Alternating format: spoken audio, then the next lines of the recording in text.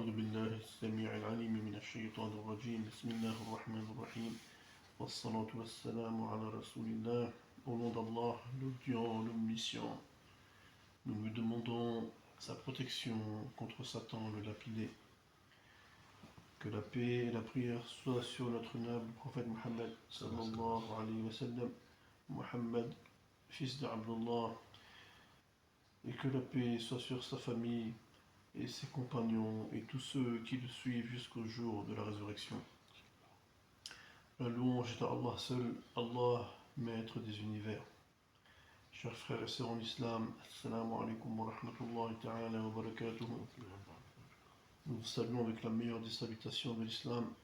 Nous sommes avec vous aujourd'hui, encore au premier chapitre, à la leçon numéro 6, sur le livre de l'imam Malik, Al-Muwatta Malik.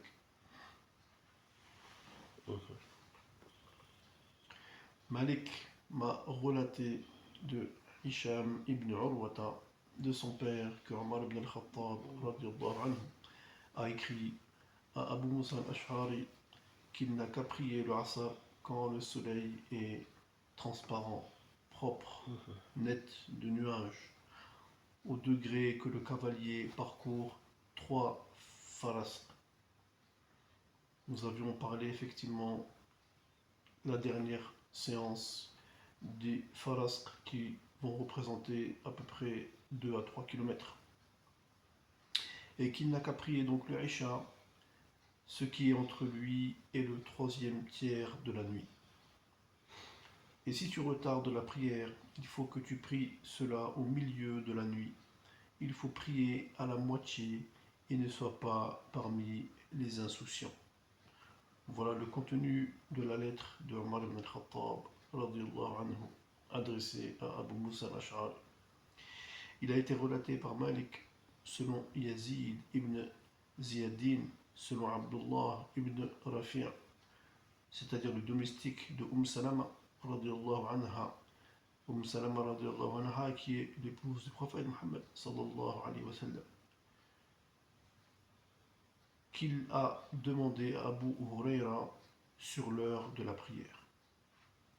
Abu Huraira radiallahu anhu lui a dit: moi je t'informe, prie Dhuhr quand ton nombre sera comme toi, et prie le Asr quand tu as 2 fois ton nombre. Il faut prier le Maghrib quand le soleil se couche.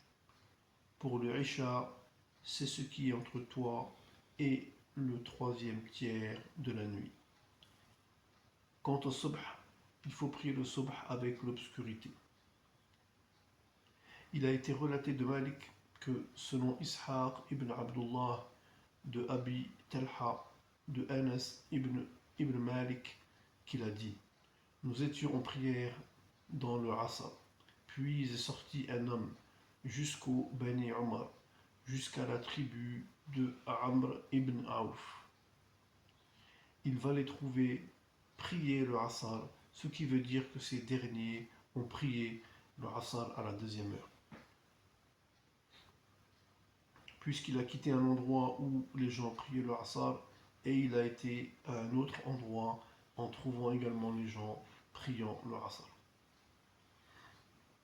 Les savants disent que la maison de Bani Amr se trouvait à Médina, à 2 km de Médine. L'imam Nawawi dit que eux ils priaient à l'heure du milieu. Et il a été relaté par Anas ibn Malik que selon Ibn Shihab, dans l'écriture passée, c'était écrit Ibn Shihab m'a relaté directement.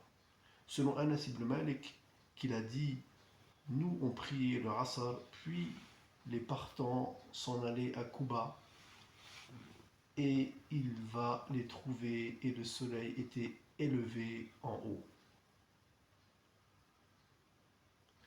Entre Medina et Quba, il y a 3 km. Chaque samedi, le prophète sallallahu alayhi wa sallam allait faire 2 rak'at dans cette mosquée. Donc celui qui fait 2 rak'at dans cette mosquée, c'est comme s'il a fait la Umrah. Allahu Akbar. Donc il va les trouver avec le soleil encore en haut, ceux qui font le Asr à Quba. Et il m'a été relaté de Malik, de Rabi'ata ibn Abdurrahman, de Qasim ibn Muhammad. Ce dernier a été le millième élève de l'imam Malik.